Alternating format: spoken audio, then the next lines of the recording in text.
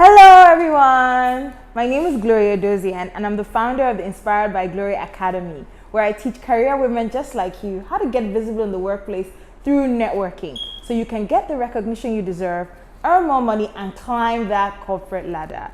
Now I meet a lot of career women, guys, that tell me that they're really scared of networking. So when they go for events, sometimes they don't feel secure. Sometimes they are scared of rejection. They're scared of, awkward situations when you're talking to someone and the person is not talking back to you. They're also afraid of being judged. Now, these feelings are very, very normal, guys. It happens to everyone, even someone like me who teaches about networking. There are many times that I get up on a stage to speak or even having conversations with people, or I enter a room and I actually have some of these feelings. But today, what I'm going to teach you is 11 ways to overcome the fears of networking.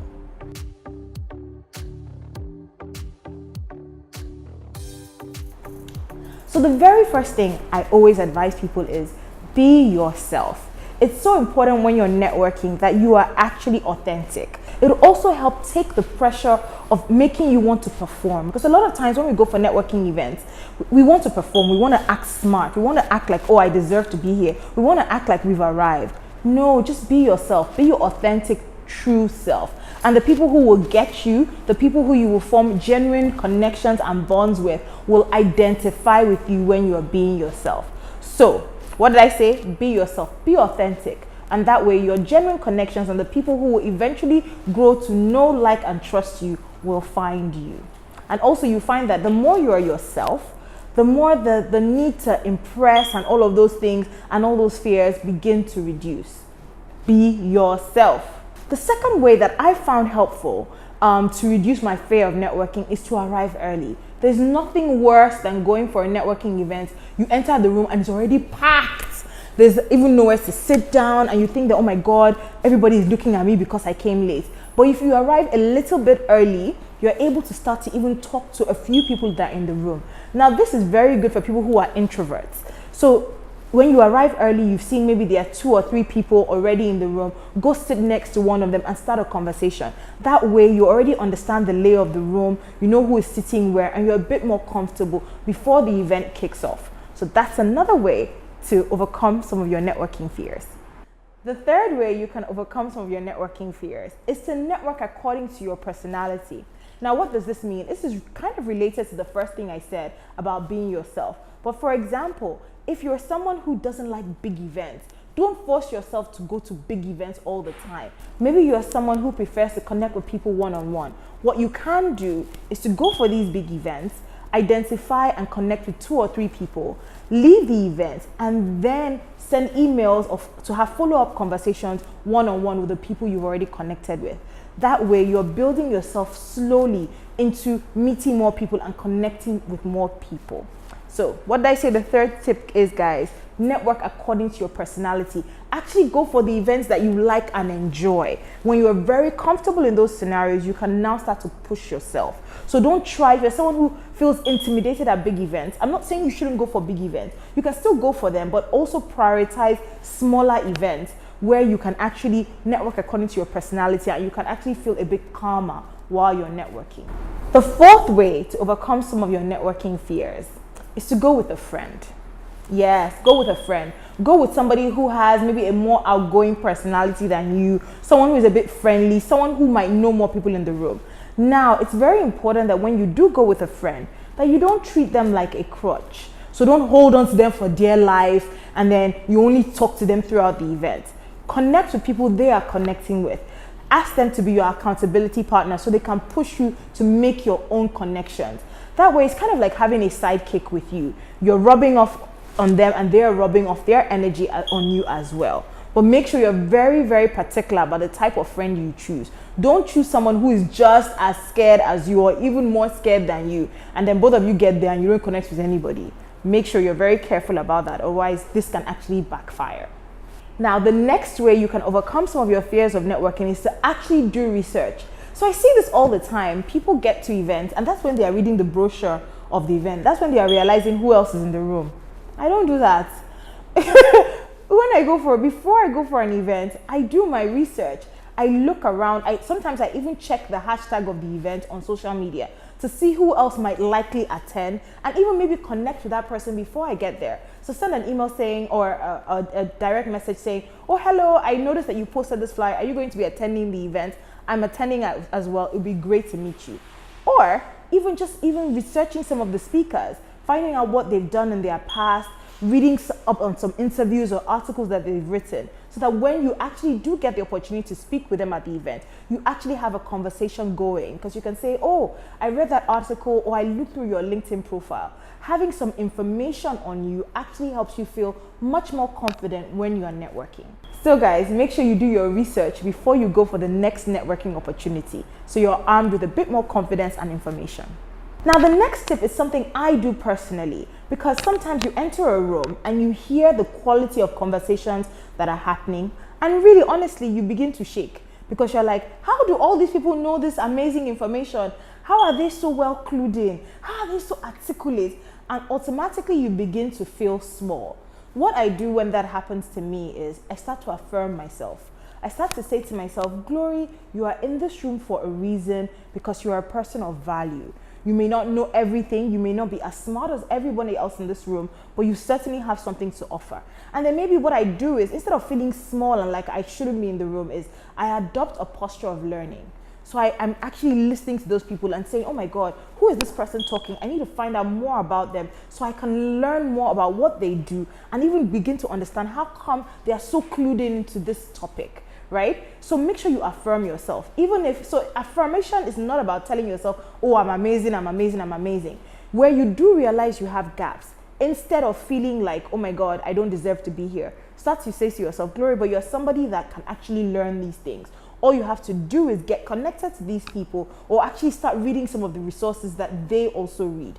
So next time you go for a networking opportunity and you start to feel small, you start to feel like you don't deserve to be there, give yourself a quick pep talk. Say, look, I deserve to be in this room. Even though I don't understand everything everyone is saying here, what I'm going to do after is go and do research. I'm going to take some notes and go and do research, so that the next time I meet these people, I can converse at the same level. So make sure you affirm yourself. That's super important. Don't shrink back and start feeling, oh my God, I don't deserve to be here. Give yourself a quick pep talk. Another way you can overcome your fear of networking is to make sure you set realistic goals and expectations.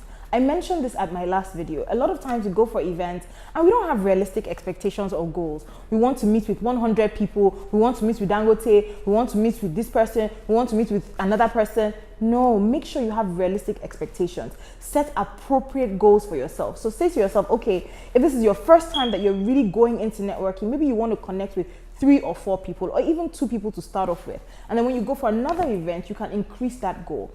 Also, remember I said in my last video, guys, that it takes people a while to build genuine connections. It takes people a while to begin to know you, like you, and trust you. So don't expect that immediately you talk to somebody, they're going to give you a job offer. Of course, sometimes that might happen, but it's always very, very important that you set realistic expectations and realistic timelines. People also have busy lives, and they didn't come to the networking events because of you. They also have things that they are doing. They probably came there to connect with somebody else. So set realistic expectations for yourself, so that you don't create unnecessary assumptions that feed into your fears. One of the fears people have about networking is, what do I even say? How do I even start a conversation with people? Now, how to prevent this fear from actually stopping you from networking and conversing with people when you go for events is to have some conversation starters handy. So have like 5 questions that you're like your go-to questions that you can quickly either put them in your notes, or that you always have in your mind, so that when you meet people, you can quickly ask them. So for example, like, oh, hello, I'm so and so, what do you do? Or, oh, is this your first time at this event? Or which speaker was your favorite speaker? What is something that you've learned from attending this event?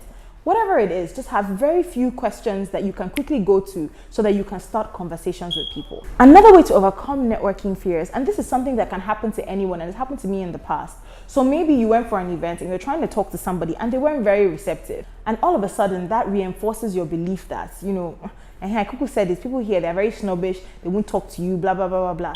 What I always do is I don't take things personally. So because somebody was a bit snobbish or a bit rude or a bit unkind or a bit like, oh, I don't really want to talk to you, I don't let that reinforce my networking fears that everybody is the same.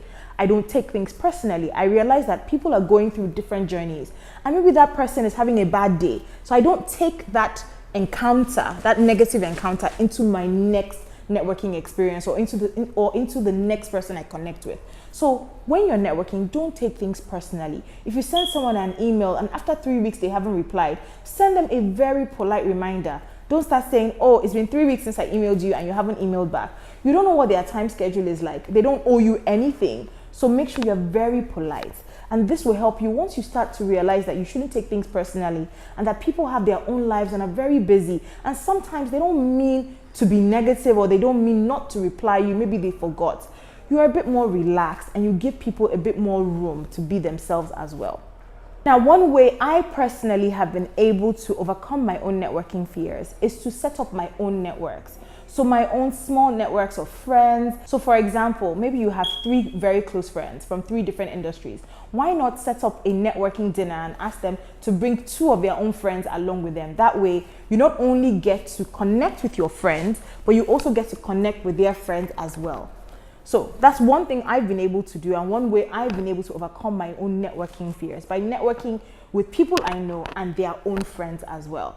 By doing this, what you're actually doing is that you are actually growing your own networking skills, so that when you go for bigger events or events where you don't know anybody, you are a bit more confident and feel a bit more relaxed, and so that you can connect with people. Finally, one of the ways that you can also overcome your networking fears is to always remember that when it comes to networking and almost any other thing in life, guys, less is always more. When you go for events, don't try and connect with everybody. I see it all the time. People go for events and they're trying to collect multiple cards. In fact, let me even tell you a story.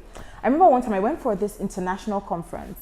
It was a sponsored opportunity. And when I got there, there were other people there and they were just collecting business cards, and I was just like, me, I wasn't that sharp. I wasn't that fast. And I remember feeling really sad and feeling like, oh my God, maybe I didn't deserve to get the opportunity to come for this international conference.